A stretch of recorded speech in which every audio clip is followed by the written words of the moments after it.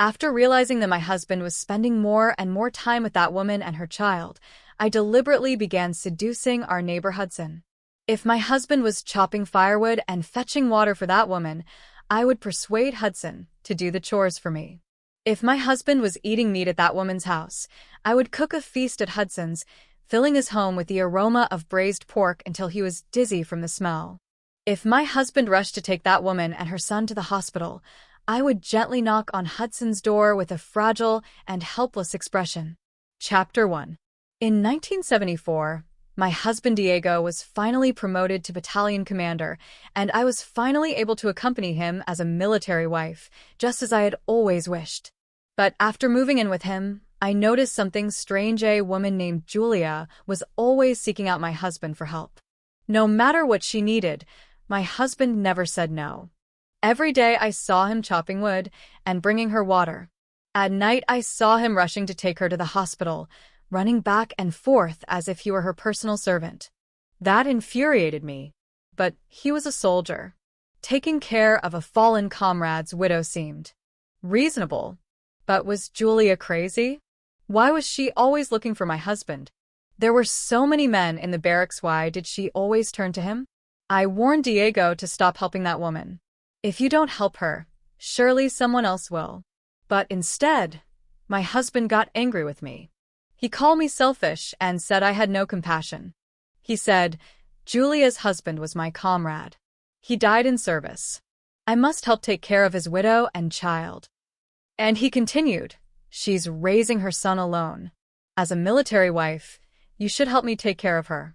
I immediately snapped.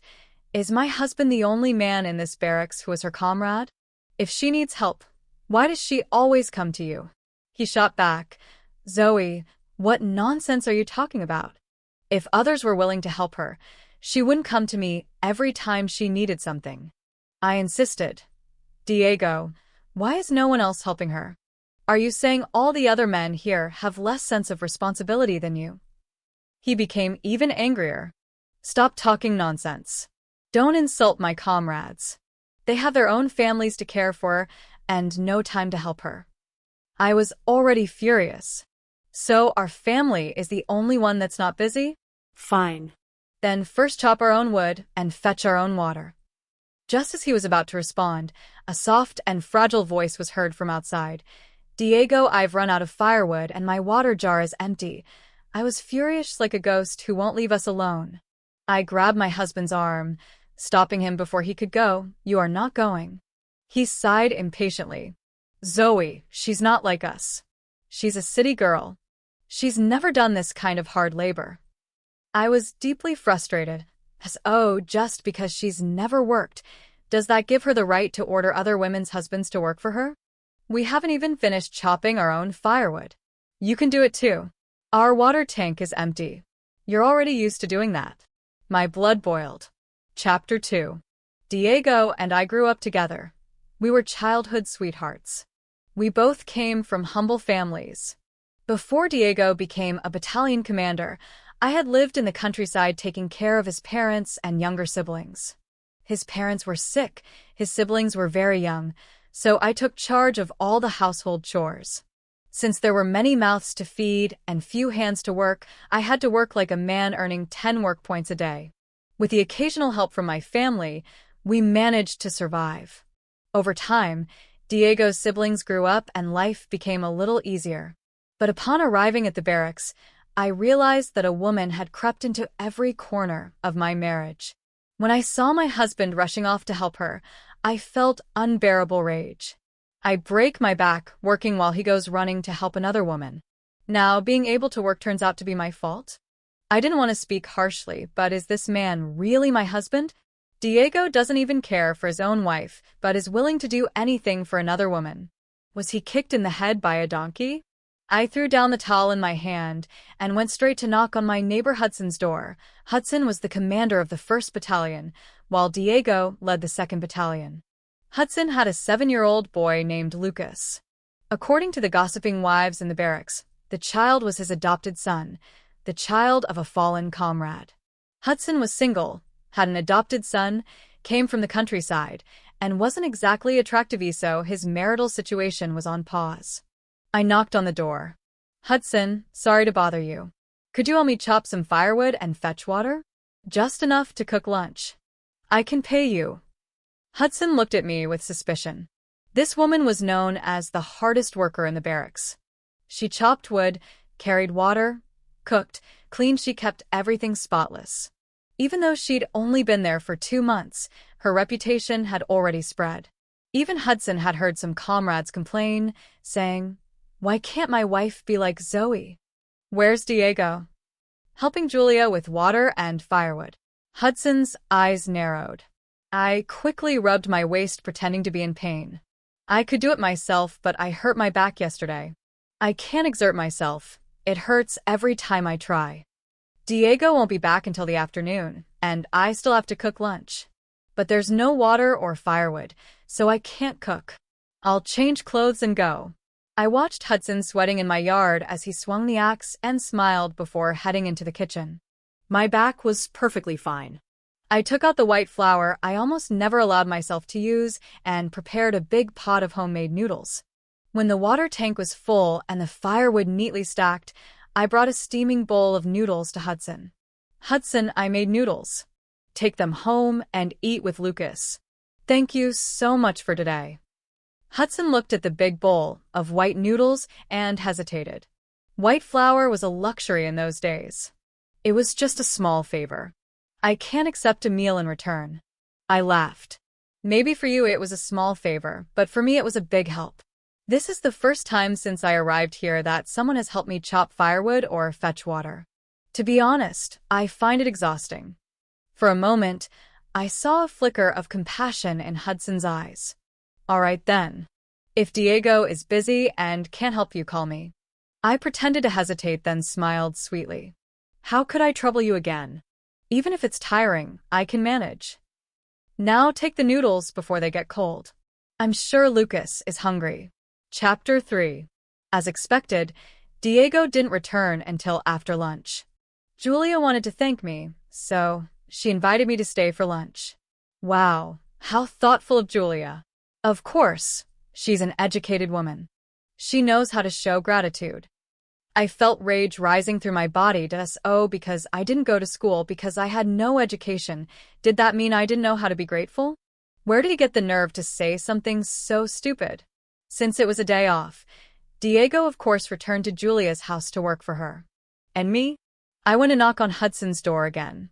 This time I pretended to be a little embarrassed. "Hudson, I haven't been feeling well these days. You know, the usual women's troubles. Those days of the month I can't do heavy work and I have no water or firewood left." The man looked a little uncomfortable. "Is Diego helping her again?" I nodded. "Let's go then." This time Hudson worked even faster. He finished before lunch and went home. I, on the other hand, cooked a huge plate of noodles with sauce. But this time I went directly next door. "What's this?" "Just a little thank you, of course. Lucas, go get a plate. Today we're having noodles with sauce. Auntie is an expert at making them." The 7-year-old boy was already drooling. With a big smile, he ran off to get his plate. The man saw the child's eager expression and swallowed his refusal. It was the first time I had entered Hudson's house, and I immediately noticed how empty it was, just like the 2 men living there. After dinner, I picked up the boys' clothes that were scattered in the living room. The fabric was rough with patches sewn on carelessly. I removed the clumsy patch and embroidered a delicate leaf over the torn area instead. "Auntie, you're amazing." Lucas looked at me with eyes full of admiration. "You don't know how the kids in the yard always tease me for these ugly patches on my clothes. Now I'll show them who has the best patch." I laughed. "From now on, if your clothes tear, bring them to me. I'll fix them for you." "Thank you, Auntie. You're the best. I'm going to show them right now."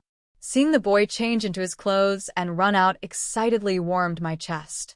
But then I noticed Hudson staring at me. "What exactly are you trying to do?" I froze. "Hudson, what do you mean by that?" "The firewood would burn even if you hadn't chopped it. There was still enough water to drink, even if it was little. And even if you weren't feeling well, You could have waited for Diego to come back before doing all these things. I tensed, surprised by his bluntness. How did he suddenly realize? Was it because I'd been too kind to Lucas? Did he notice something? I asked him. If you already knew, then why did you help me? Hudson replied indifferently, I just thought you were pitiful. I let out a bitter laugh. So, it's not just me who thinks I'm pitiful. Even you think so, Hudson. Don't worry. I have no ulterior motives. I just wanted to experience what it feels like to have a man help with household chores. And now that I've experienced it twice, I must say it's really nice to have a man's help. Now that everything's clear, I won't bother you again. Chapter 4.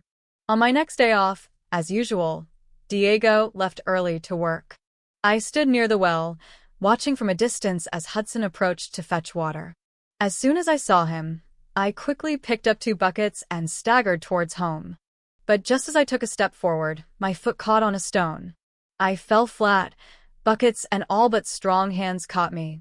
I steadied myself and quickly stepped back, leaving at least a meter of distance between us. Thank you. I picked up the buckets again with difficulty, feeling the carrying pole bend under the weight.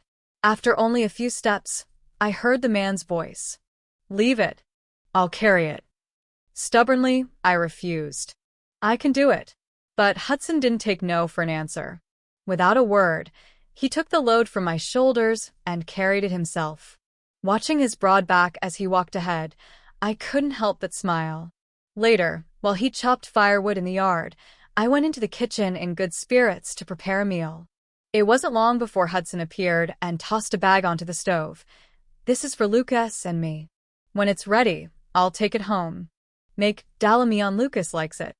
With that, he turned and went back to chopping wood. That afternoon, Diego came home looking annoyed. Today you let Hudson carry water for you. I raised an eyebrow. Yes. I almost fell carrying the buckets, so Hudson helped me. He said, don't let him help you again. It looks bad. I shot back, oh, but it doesn't look bad when you carry water for Julia. He frowned. That's different. She doesn't have a man. You do. I sneered. Funny.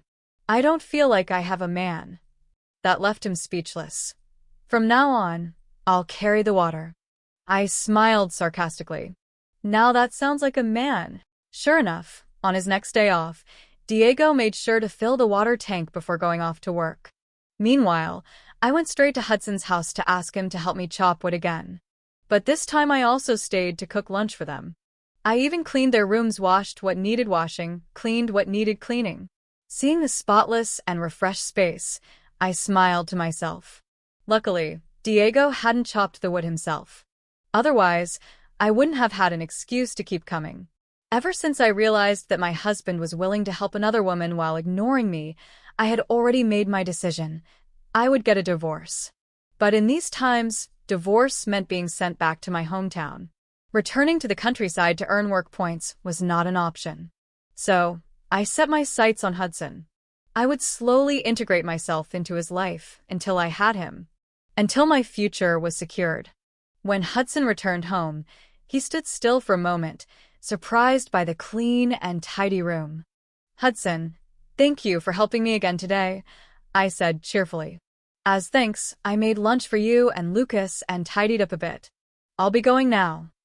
You still have to cook when you get home. He looked at the food I had prepared. Stay and eat here. Chapter 5. From that day on, I became a regular presence at Hudson's house. The yard soon filled with rumors. Diego must have heard the gossip somewhere because when he came home, he was in a foul mood, his face as dark as a storm. Are you cooking and washing clothes for Hudson and his son? Have you no shame? I replied bluntly. Who are you calling shameless? This is called gratitude. Hudson helps me chop wood and carry water. I'm just returning the favor the only way I can. Unlike others, I do know how to be grateful. Besides, Lucas is the son of a martyr. How can you be so selfish and heartless? As a soldier and a soldier's wife, it's our duty to care for and protect him. Oh, by the way, give me your fabric coupon for this month. Lucas's clothes are full of holes. I'll make him a new outfit. Diego hesitated, avoiding my gaze. I snorted. Don't tell me you already gave the coupon to Julia. His face darkened. Her son's clothes were old. I just lent it to her, so she could make something. Lent? Are you sure it was only lent? Then get it back tomorrow. I just gave it to her. How can I ask for it back so soon? I sneered. Then what about the coupons from the last 2 months? They should have been returned by now, right? Diego fell completely silent. He looked uncomfortable, clearly nervous. I raised an eyebrow, so he still had a bit of shame left. That made things easier. Ignoring his discomfort, I continued. Give me the meat coupon too. I'm going to buy something for Lucas. And I'll take the chance to eat some myself. His face darkened even further. Silence. I narrowed my eyes. Don't tell me you gave that to Julia too. Maybe it was my scornful tone that provoked him. And what if I did give my meat coupon to Julia and her son? Poor things can barely eat meat once a month. Damn it, I was furious. I'd been here for 3 months, not a single new piece of clothing, not a single bite of meat, and all of Diego's coupons had ended up in Julia's hands. This damned man. I couldn't wait to kick him out of my life once and for all. But I hadn't secured my next move yet. He needed a few more days. Losing to a widow after having been his childhood sweetheart, how foolish I had been. This dog of a man enjoyed my care, while longing for the sweetness of another woman. Fine. It was time to speed things up. The next day, I saw Julia carrying a piece of meat home. And as expected, by dinner time, Diego had been summoned to help her again. Delighted with the situation, I went straight to Hudson's house. When he saw me appear at that hour, he assumed I needed something. Do you need something? No. I saw you bought meat today. Lucas said your cooking isn't very good, so I thought I'd help you cook it. Not very good? Since when did Lucas become so picky? Even so, he didn't argue. All right. When you're done, take some for you and Diego too. Julia bought meat. Diego's helping her cook. I said it calmly, without emotion, but I clearly saw something flicker in Hudson's eyes, and it wasn't pity. It was pain. I prepared hung shower braised pork in soy sauce. Hudson and Lucas devoured it as if it were the best meal they'd had in months. Andy, you eat too? Your braised pork is way better than my dad's. This is real meat. If my cooking is so bad, then don't eat it next time, Hudson muttered. Fine, I won't. Lucas grumbled. I'll bring my rations to Auntie, and she can cook for me. I laughed. All right. Just tell me what you want to eat and I'll make it. But Auntie has no meat. All the coupons go to Julia. Lucas frowned, confused. But the meat is so good. Why does my uncle give it to her? Enough. Stop talking and eat, Hudson growled, stuffing another piece of pork into his mouth. But even as he chewed, Lucas mumbled, We do have meat at home.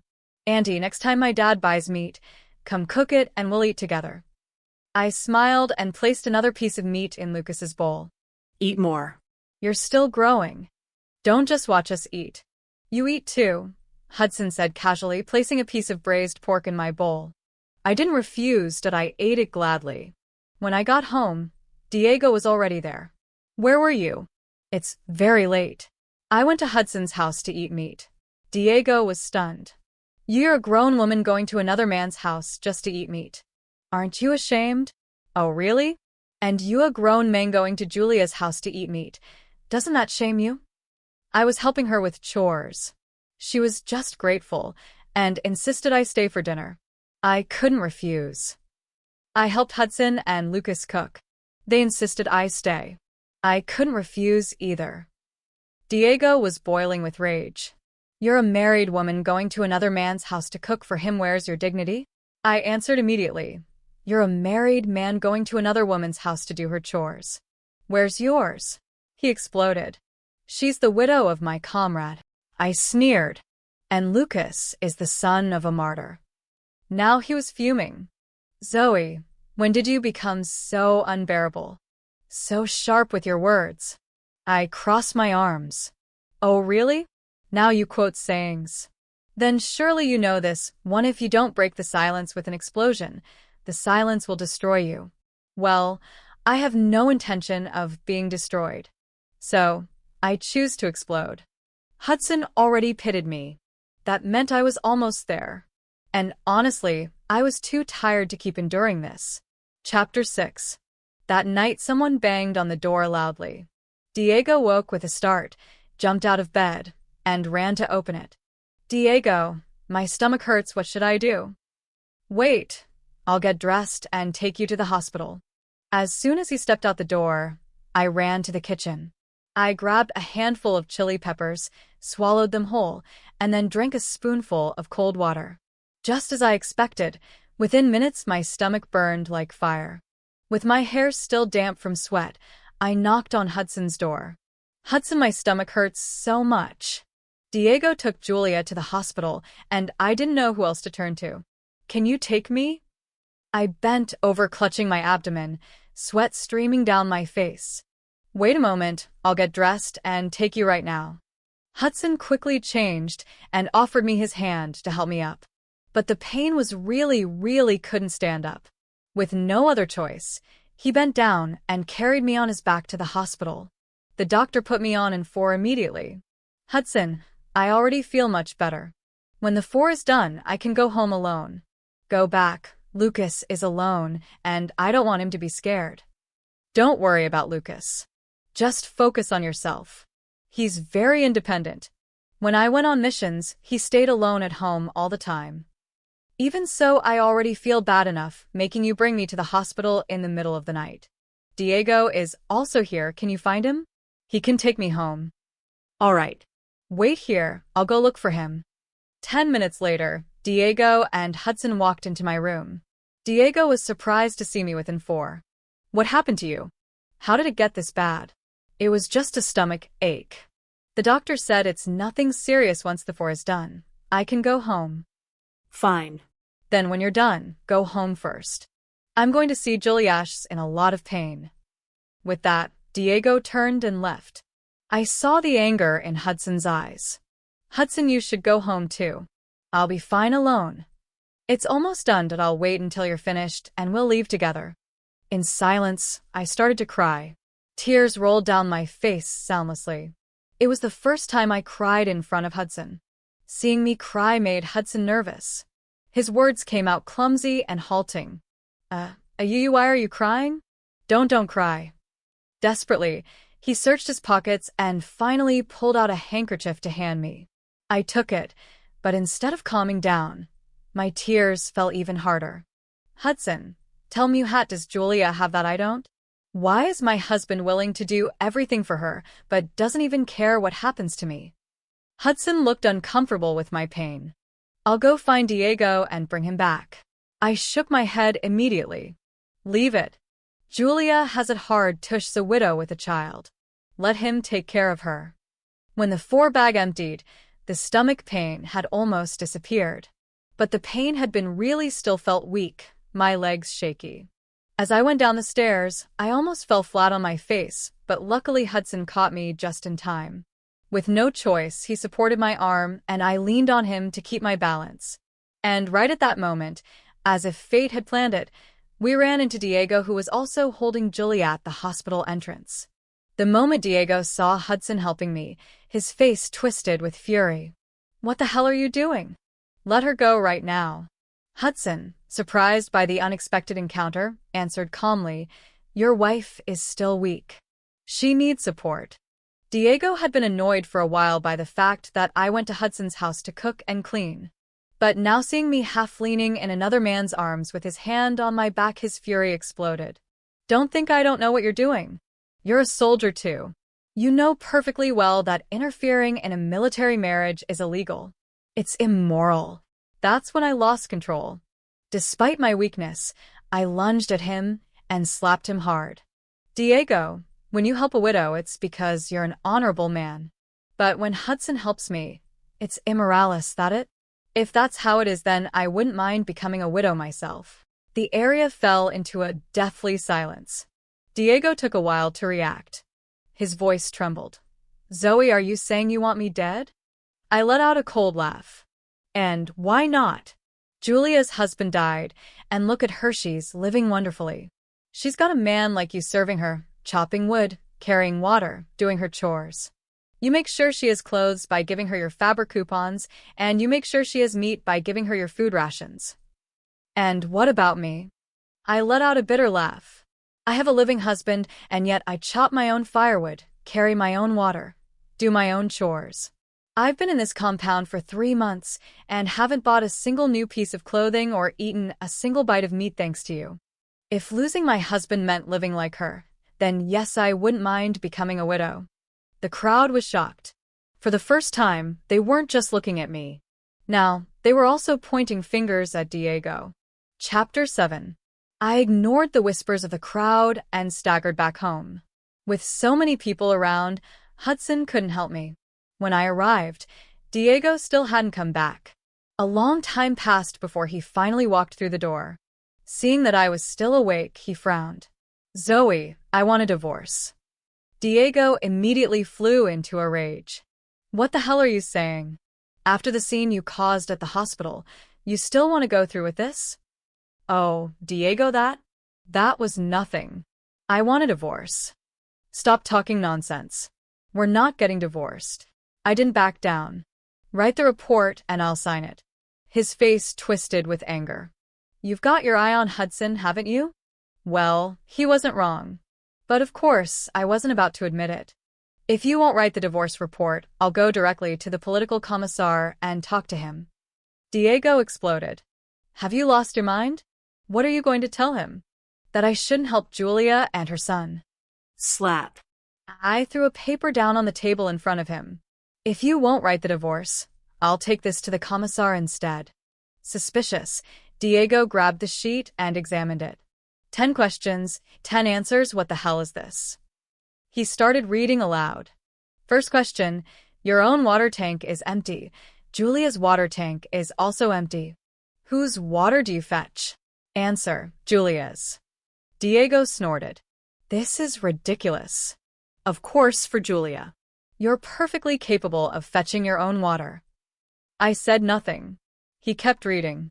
Second question, you're out of firewood. Julia is also out of firewood. Whose firewood do you chop? Answer, Julia's. He scoffed. Again, obviously Julia. She's a city girl. She can't do that work. You know how to chop wood perfectly well. I stayed silent. He kept reading. Third question, both Zoe and Julia need new clothes. To whom do you give the fabric coupon? Answer, Julia. This time Diego didn't respond, simply kept reading. Fourth question, both Zoe and Julia haven't eaten meat in a long time. To whom do you give the meat ration? Answer, Julia. His voice began to falter. Fifth question, Zoe and Julia fall ill at the same time. Whom do you take to the hospital? Answer, Julia. Diego hesitated. I didn't know you were sick too. If I had known, I would have taken you to the hospital. I stayed silent. Sixth question. After both Zoe and Julia are discharged, with whom do you stay? Answer, Julia. Seventh question. If both Zoe and Julia call for you at the same time, whom do you go to first? Answer, Julia.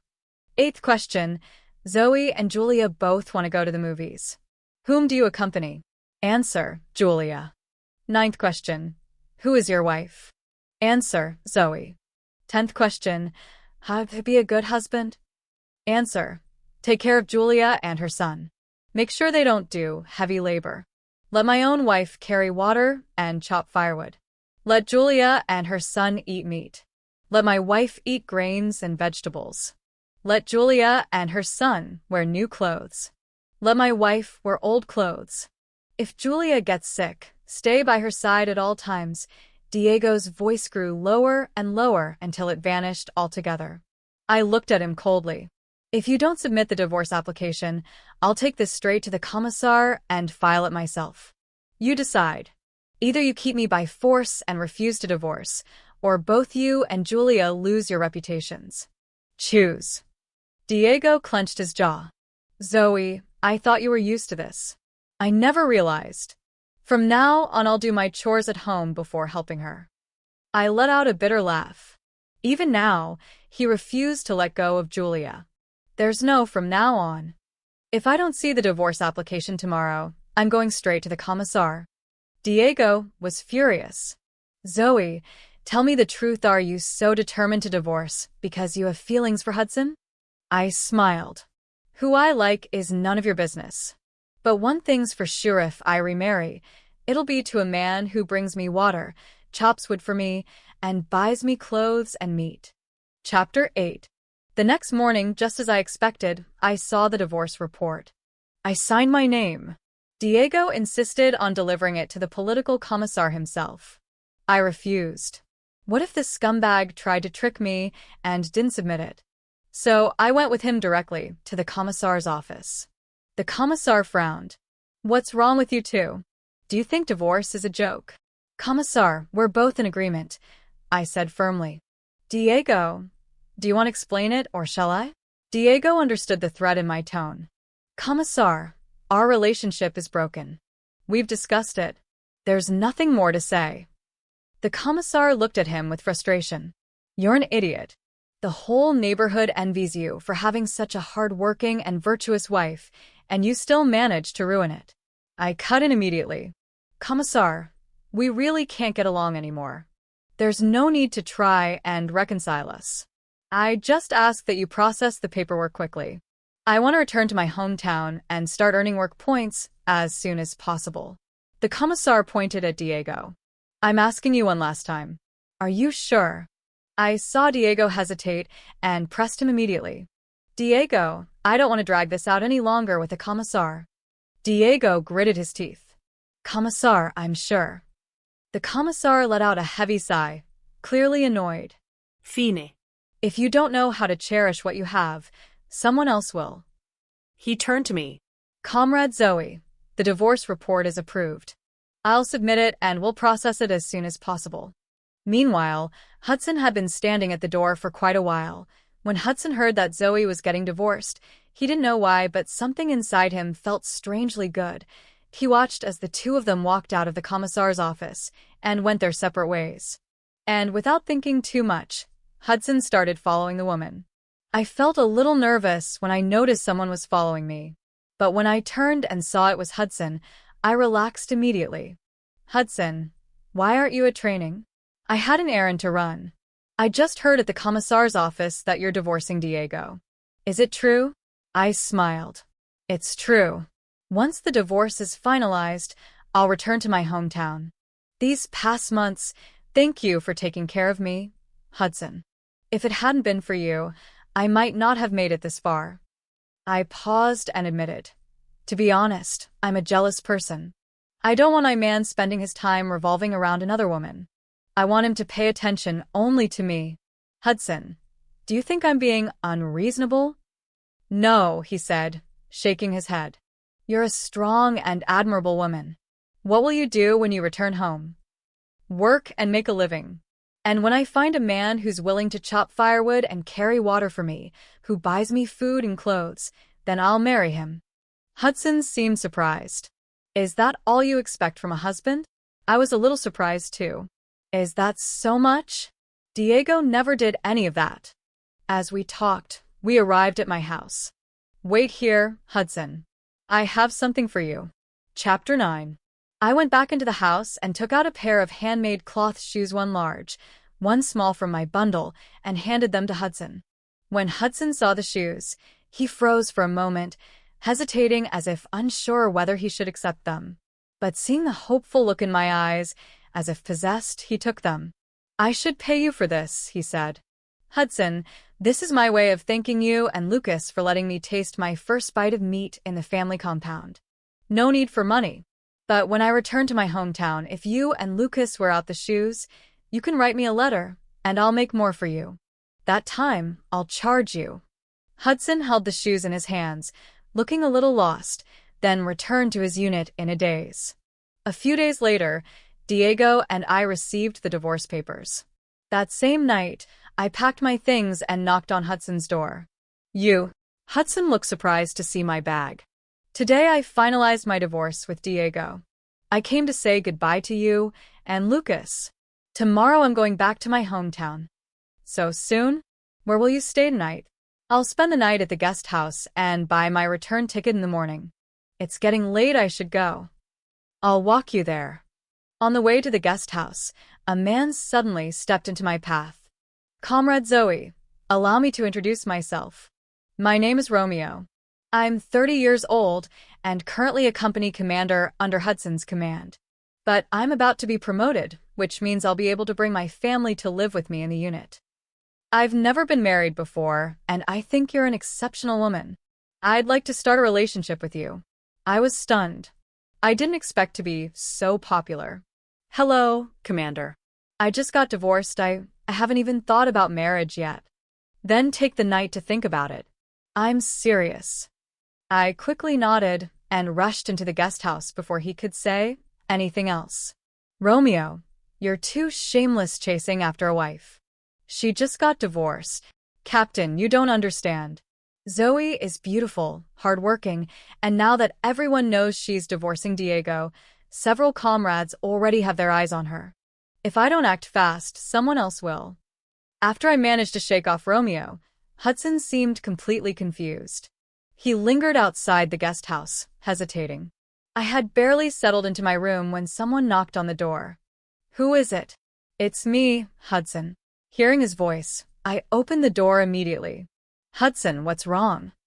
Let's go out and talk. I followed him to the entrance of the guest house. Comrade Zoe, Hudson began seriously. My name is Hudson. I'm 26 years old.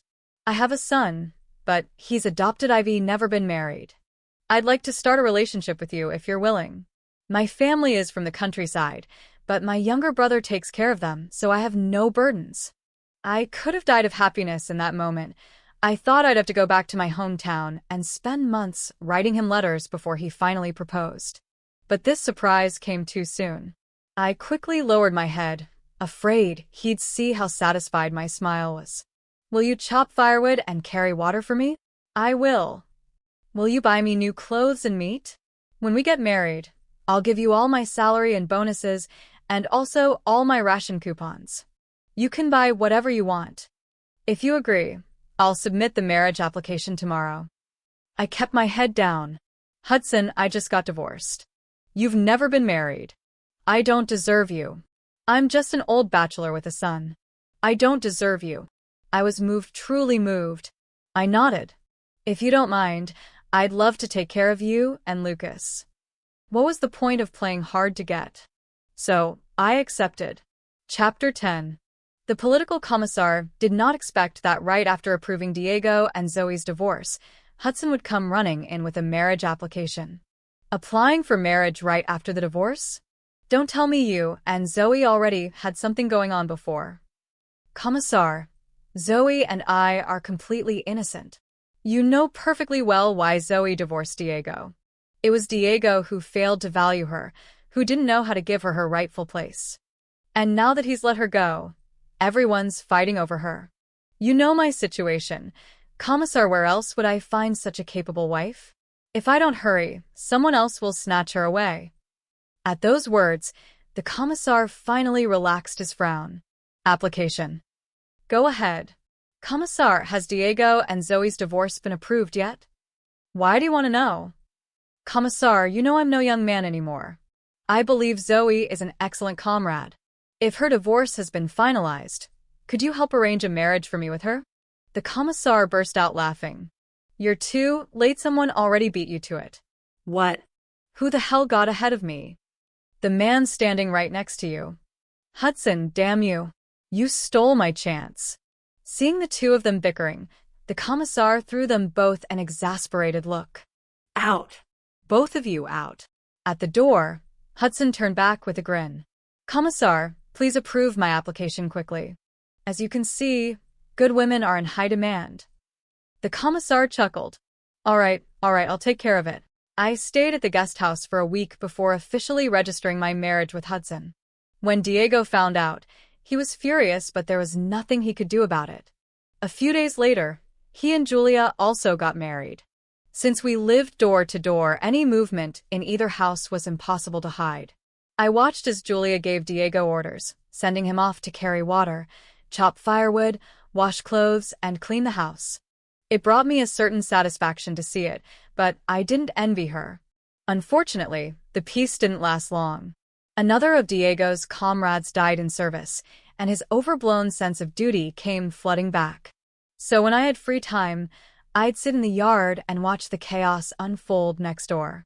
I sighed, thinking how quickly an unattainable love could turn into a nagging wife. Hudson was not pleased. "Why do you keep watching them? It'll only ruin your mood, and that's no good for the baby. Let's go for a walk." I smiled. "Fine, but you have to hold me." A neglected wife brings trouble. A domineering wife brings even more. As the years passed, Hudson kept rising through the ranks. Diego, on the other hand, remained stuck where he was. Watching Julia's increasingly resentful face, I couldn't help but sigh. Why don't women learn to love themselves? In the end, happiness is something you have to fight for.